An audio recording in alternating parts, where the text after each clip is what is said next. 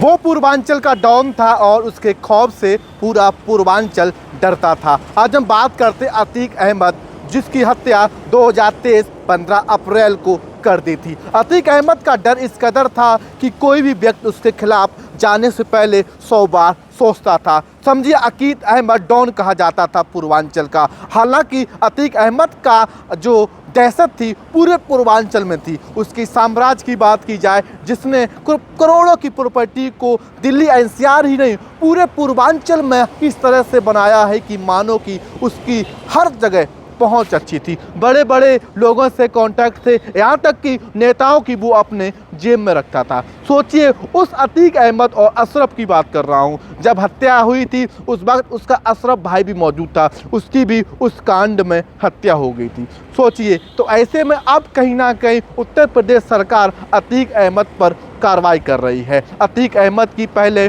प्रयागराज में मौजूद प्रॉपर्टी को कुर्क किया गया, उसके बाद लखनऊ में मौजूद प्रॉपर्टी को कुर्क किया गया, फिर अब एनसीआर के ग्रेटर नोएडा में मौजूद मन्नत नाम की प्रॉपर्टी को कुर्क करने का आदेश दिया है, जिसकी कीमत 5 करोड़ से ज़्यादा है। सोचिए, अतीक अहमद का कितना बड़ा साम्राज्य था।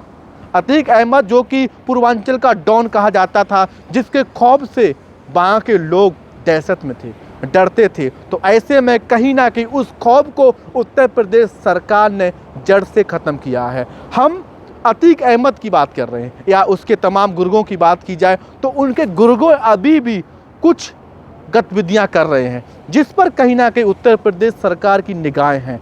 आज जो ग्रेटर नोएडा में मौजूद लगभग सेक्टर 36 में 5 करोड़ की प्रॉपर्टी को जब्त किया गया है। बताया यह जा रहा है अतीक अहमद का जो बेटा है वो यहाँ पर आया करता था और पार्टी किया करता था और एक जश्न का माहौल बनाया करता था। तो ऐसे में कहीं ना कहीं लगातार अतीक अहमद के साम्राज्य पर, जो कि अवैध तरीके से बनाया गया है, उस पर शिकंजा कसा जा रहा है। क्योंकि अतीक अहमद का पूर्वांचल में बहुत ही दबदबा रहा करता था।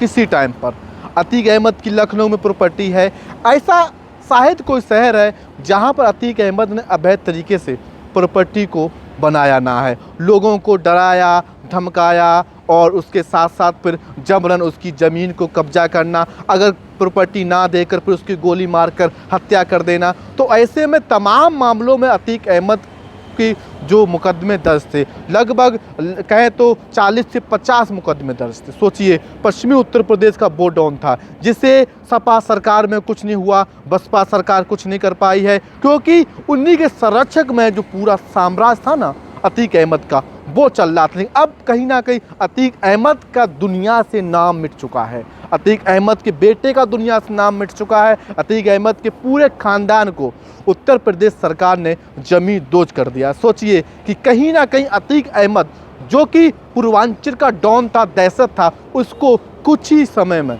योगी सरकार